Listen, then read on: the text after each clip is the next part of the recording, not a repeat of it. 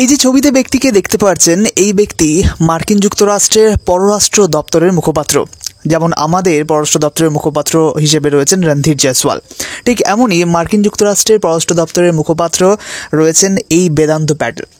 এনাকে বাংলাদেশের পরিস্থিতি নিয়ে একটা প্রশ্ন করা হয়েছিল, সেক্ষেত্রে কি উত্তর দিলেন অবশ্যই আপনাদের জানাবো বিষয়টা। এক্ষেত্রে আপনারা স্ক্রিনে দেখতে পাচ্ছেন যে মঙ্গলবার একটা সাংবাদিক বৈঠক হয়। সেই বৈঠকে এই মার্কিন পররাষ্ট্র দপ্তরের মুখপাত্রকে একটা প্রশ্ন করা হয়েছিল যে 10ই নভেম্বর আপনারা জানেন যে শহীদ নূর হোসেন দিবসকে কেন্দ্র করে আওয়ামী লীগ শেখ হাসিনার তরফ থেকে যে ডাক দেওয়া হয়েছিল, জমায়েত গঠন করা হয়েছিল, জমায়েত জড়ো করার চেষ্টা করা হয়েছিল, সেই জমায়েতে নানাভাবে হামলা করেছে এই অন্তর্বর্তী সরকার, এই ইউনূস সরকার। এই সব নিয়েই কিন্তু প্রশ্ন করা হয়েছে এই পররাষ্ট্র দপ্তরের মুখপাত্রকে। এক্ষেত্রে সাংবাদিক বৈঠকে কি প্রশ্ন করা হয়েছে দেখুন। বলা হচ্ছে যে শহীদ নূর হোসেন দিবসে 10ই নভেম্বর ঢাকায় আওয়ামী লীগের কর্মীদের রাজনৈতিক যে কর্মসূচি, সেই কর্মসূচি পালনে বাধা দেওয়ার বিষয়টি যুক্তরাষ্ট্র কীভাবে দেখছেন। সুতরাং দেখুন, যুক্তরাষ্ট্রকে কিন্তু এই প্রশ্নটা করা হলো, যেটা 10ই নভেম্বর, যেখানে ডোনাল্ড ট্রাম্পের ছবি নিয়েও কিন্তু আমরা দেখতে পারছিলাম যে রাস্তায় নামতে চাইছে আওয়ামী লীগ। তো সেই প্রশ্নটা করা হলো।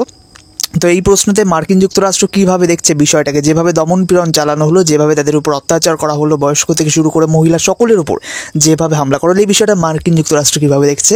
এবং দেখুন বলা হচ্ছে, এবং এই বিষয়ে ইউনূসের নেতৃত্বাধীন অন্তর্বর্তী সরকারকে মার্কিন যুক্তরাষ্ট্র কী বার্তা দেবে, এই প্রশ্নটা করা হলো।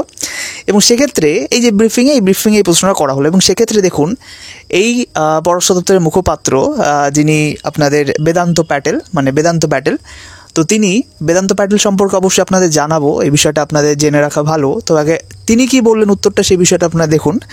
বলা হচ্ছে যে তারা আমেরিকা মত প্রকাশের স্বাধীনতা এবং শান্তিপূর্ণ সমাবেশ এবং ভিন্ন ও বিরোধী মতসহ সবার সমাবেশ করতে পারার অধিকারকে সমর্থন করে।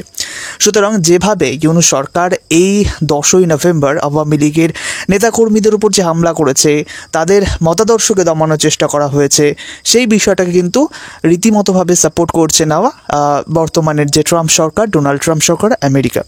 সেটা কিন্তু স্পষ্টভাবে এই সাংবাদিক বৈঠকে অফিসিয়ালি মার্কিন যুক্তরাষ্ট্র, মার্কিন প্রশাসনের একজন, এটা কিন্তু যে কেউ না, আপনি আমি বা এরকম কিন্তু কেউ না, ইনি মার্কিন প্রশাসনের সাথে সরাসরি যুক্ত। এবং সাংবাদিক বৈঠকে যেখানে বিশ্বের সকল সাংবাদিক রয়েছে, সেই সাংবাদিকদের সামনে প্রেস কনফারেন্সে, এই ব্রিফিংয়ে তিনি কিন্তু একদম ডিরেক্টলি ইউনূস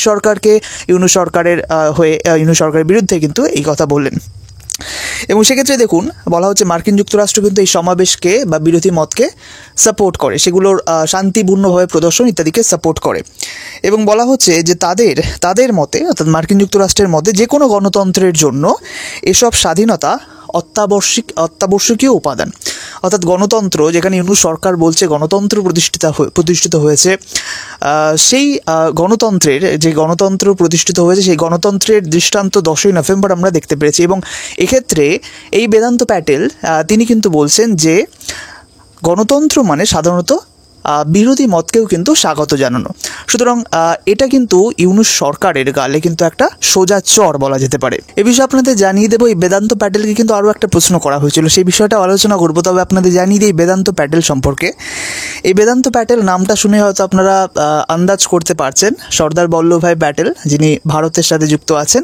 সুতরাং এই বেদান্ত প্যাটেল উনিও কিন্তু একজন ভারতীয় বংশোদ্ভূত। এক্ষেত্রে দেখুন যে তার জন্ম কিন্তু গুজরাটে হয়েছিল।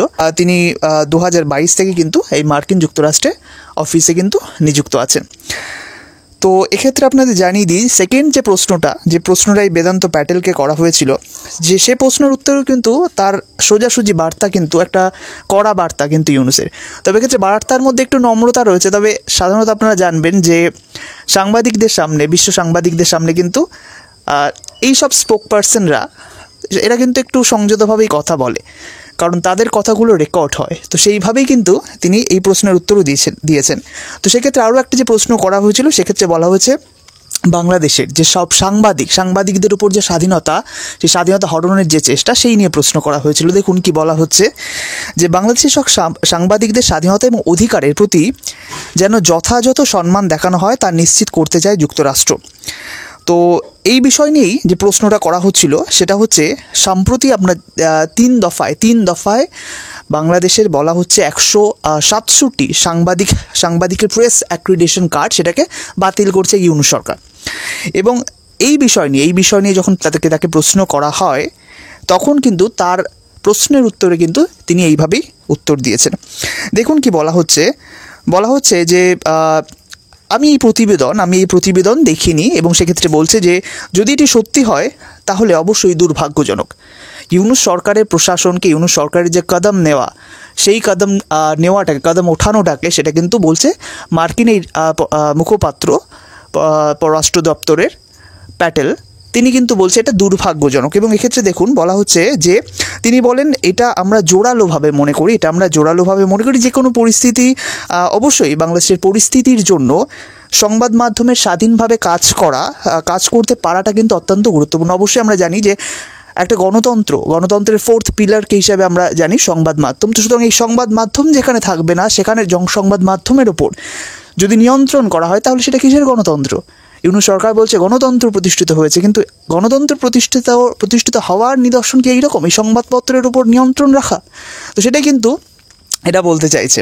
দেখুন তিনি আরও কী বলেছেন, বলা হচ্ছে যুক্তরাষ্ট্রের প্রেসিডেন্ট এবং পররাষ্ট্রমন্ত্রীর কাছে সংবাদপত্র এবং গণমাধ্যমের স্বাধীনতা গুরুত্বপূর্ণ এবং এটা আমরা উৎসাহিত নিশ্চিত করতে চাই যে সব সাংবাদিকদের স্বাধীনতা এবং অধিকারকে যথাযথভাবে সম্মান করা হোক।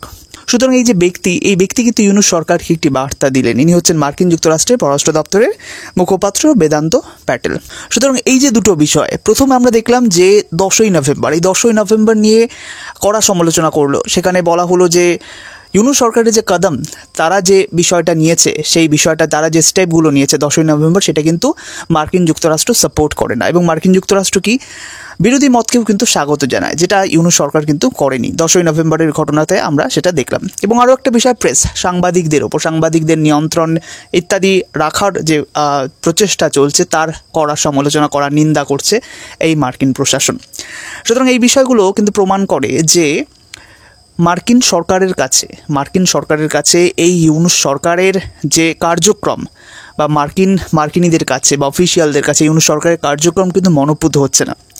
সুতরাং এ বিষয়ে আপনারা কি মত জ্ঞাপন করছেন অবশ্যই কমেন্ট সেকশনে আপনারা জানাতে পারেন এবং যারা নতুন অবশ্যই এই চ্যানেলটিকে সাবস্ক্রাইব করে নেবেন। ধন্যবাদ ভিডিওটি দেখার জন্য।